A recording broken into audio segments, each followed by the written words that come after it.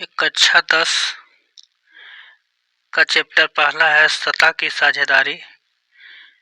और यहाँ पर कक्षा 10 विषय आपका राजनीतिक शास्त्र। प्रश्न है सत्ता की साझेदारी क्यों जरूरी है। तो चलिए हम समझते हैं सत्ता की साझेदारी क्यों जरूरी है। यहाँ पर आपका दो उदाहरण दिया गया है, एक बेल्जियम का और एक श्रीलंका का, और बहुत सटीक उदाहरण बैठता है। अब हम दोनों देशों को तुलना करेंगे।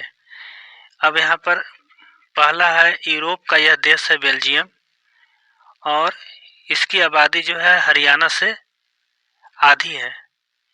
और यहाँ का जो जातीय बनावट है, आपको फ्लेमिश जो हैं, जो फ्लेमिश के रहने वाले हैं, उनका जो है आपको 59% है जो डच भाषा बोलते हैं। ये क्या बोलते हैं? डच बोलते हैं। और यहाँ पर बाकी जो है बेलोनिया है, जो बेलोनिया है ये इसकी जो आबादी है 40% है, और ये फ्रेंच बोलते हैं। और बाकी शेष जो है वो जर्मनी है। तो यहाँ पर भारी संख्या में जो अधिक संख्या में जो है वो फ्लेमिंग है। अब यहाँ पर देखिए क्या हुआ है। यहाँ जो सरकार है, यहाँ पर जब बेल्जियम जो स्वतंत्र हुआ तो 1950 से 1960 तक ये क्या करता है, फ्रेंच तथा डच के बीच जो तनाव होते हैं उसको कम करने का पूरा प्रयास करता है। अब आगे चलते हैं। यहाँ श्रीलंका को देख रहे हैं कि यहाँ एशिया का द्वीपीय देश है, और इसकी आबादी जो है हरियाणा के बराबर है, मतलब हरियाणा के बराबर। और जो बेल्जियम का था हरियाणा से आपको आधी है, और हरियाणा का आबादी लगभग 2 करोड़ है, तो श्रीलंका का भी लगभग आपको 2 करोड़ के आसपास होगा। और बेल्जियम की जो बात करते हैं तो इसका 1 करोड़ का। अब देखिए यहाँ पर देखिए श्रीलंका का जो जातीय बनावट है आपका, यहाँ पर 74% है से सिंहली है। सिंहली कौन होते हैं?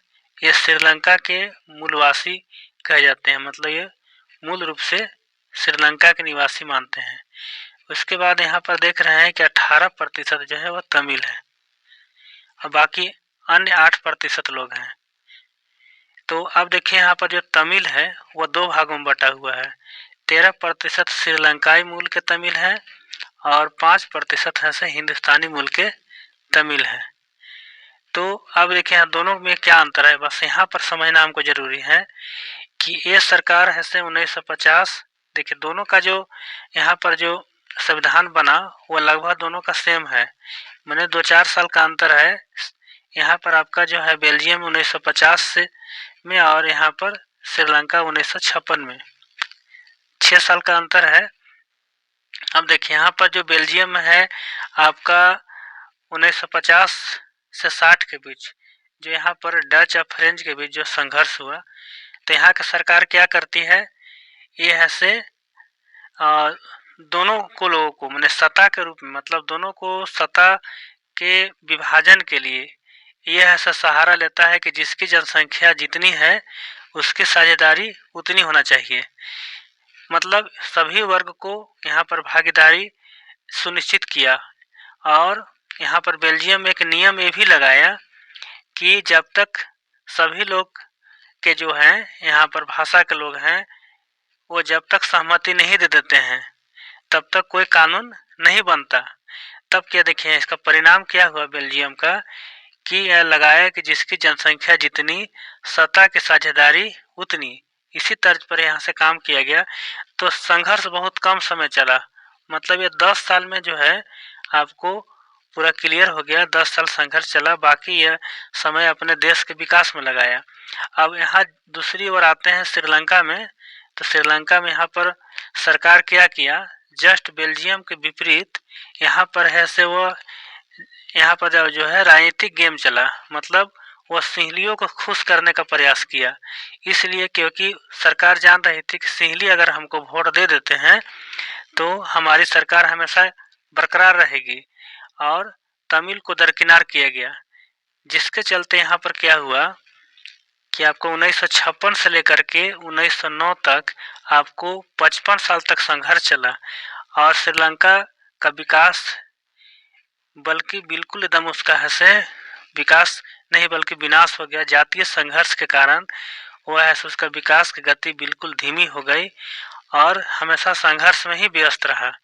तो यहाँ पर दोनों में देखिए अंतर यही हुआ कि ये ऐसे सत्ता की साझेदारी जनसंख्या के आधार पर उनको ऐसे सुनिश्चित किया और ये क्या किया, ये ऐसा राजनीतिक गेम किया कि जिसकी जनसंख्या ज़्यादा है उसको प्राथमिकता ज़्यादा दिया और कम जनसंख्या को प्राथमिकता नहीं दिया या उसका दरकिनार किया, अनदेखा किया, जिसका परिणाम हुआ कि श्रीलंका 55 सालों तक ऐसा संघर्ष करते रहा और उसका आर्थिक विकास विनाश की ओर चला गया। और यहाँ बेल्जियम को देखिए कि ये है सत्ता का साझेदारी बिल्कुल जनसंख्या के आधार पर किया, जिसके कारण 10 साल ही इसको संघर्ष करना पड़ा या 10 साल सरकार प्रयास किया कि इसकी व्यवस्था इसी तरह से हो ताकि भविष्य में हमेशा के लिए संघर्ष समाप्त हो जाए। तो अब समझ में आ गया होगा कि सत्ता की साझेदारी क्यों जरूरी है, क्योंकि सत्ता के लिए हर समुदाय हर जाति के लोगों को वहां पर भागीदारी सुनिश्चित होनी चाहिए, तभी जाकर के सभी समाज के वर्गों में संतोष मिलेगा और सरकार में एक बहुत बड़ा सामंजस्य की स्थापना होगी।